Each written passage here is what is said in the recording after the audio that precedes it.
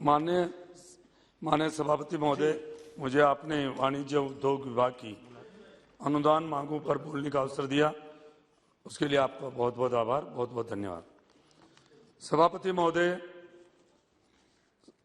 सर्वविदित है कि 2 साल के कोरोना काल में इसकी विकास से विगत 2 वर्षों से हमारा देश नहीं पूरी दुनिया जूझ रही है, परंतु भारत के औद्योगिक विकास के लिए हमारी केंद्र सरकार ने जो बेहतर कार्य किए हैं, उद्योगों के माध्यम से निर्यात में निरंतर वृद्धि कर रही है। हमारी सरकार का ये बहुत ही सराहनीय कदम है। हमारी सरकार सूक्ष्म एवं लघु उद्योग एमएसएमई के माध्यम से औद्योगिक विकास के नए आयाम स्थापित कर रही है।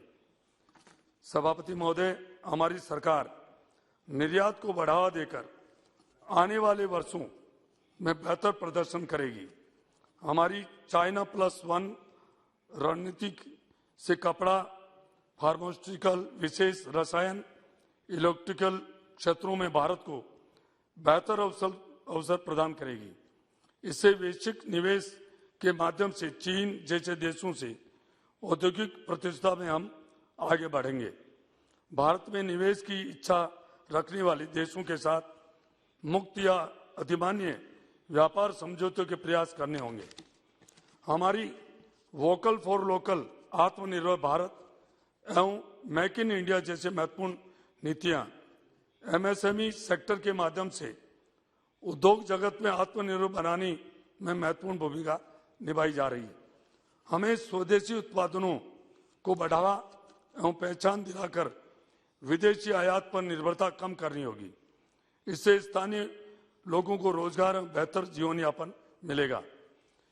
सभापति महोदय, आदरणीय प्रधानमंत्री नरेंद्र भाई मोदी जी और हमारे उद्योग मंत्री पीयूष गोयल जी के नेतृत्व में जो आज हमें विकास के साथ रोजगार के अवसर बढ़ाने के लिए भारत की अर्थव्यवस्था को जो 2025 तक $5 ट्रिलियन अमेरिकी डॉलर का लक्ष्य पाना है, उसके लिए हम अग्रसर हैं। इसके लिए मैं उद्योग मंत्री जी को मैं उनका आभार व्यक्त करना चाहूंगा। आपको पता है, पिछले 10 माह में 5,000 करोड़ का आयात का निर्यात हुआ है। मैं मेरे एक क्षेत्र की बात करना चाहूंगा। राजस्थान प्रदेश मार्बल एवं ग्रेनाइट उत्पादन का सबसे बड़ा केंद्र है। साथ साथ ही प्रदेश में कृषि के बाद सबसे ज्यादा रोजगार देने वाला व्यवसाय भी है। वर्तमान में प्रदेश में 33 जिलों में से 23 जिलों में मार्बल एवं ग्रेनाइट का खनन एवं उत्पादन का कार्य हो रहा है, जिससे लगभग 3,000 गैंगसों इकाइयां और 50 लाख लोग प्रत्यक्ष अप्रत्यक्ष रूप से जुड़े हुए हैं। वर्तमान में उक्त दोनों उत्पादनों का 10 नवंबर 2017 से जीएसटी की दर 18% चली आ रही है, जो कि जीएसटी की दरें तय करते समय सूक्ष्म एवं लघु उद्योगों की भारी उपेक्षा या अनदेखी की गई है। जबकि पूर्व में सेल टैक्स के रूप में जब जीएसटी नहीं लगी थी, दर 5% थी और रेवेन्यू भी डबल थी। उक्त दर के चलते गत 3.5 वर्षों में दोनों उत्पादों के खनन एवं प्रसंस्करण संभावित नए निवेश थम गया है। मैं मान्यवर आपके माध्यम से मैं उद्योग मंत्री जी से, भारत सरकार और आदरणीय प्रधानमंत्री से निवेदन करना चाहूंगा कि कोरोना महामारी के चलते वैश्विक मंदी के हजारों इकाइयों को आर्थिक संकट से जूझना पड़ रहा है। इसलिए मेरा निवेदन है कि इस 18% जो जीएसटी दर है उसको कम किया जाए, ताकि हमारी स्वदेशी जो मार्बल और ग्रेनाइट है, जो उससे रोजगार भी मिलता है और हमारे उद्योग जो व्यापारी है उनके ऊपर भी संकट आया हुआ है, तो उनसे निजात मिल सके।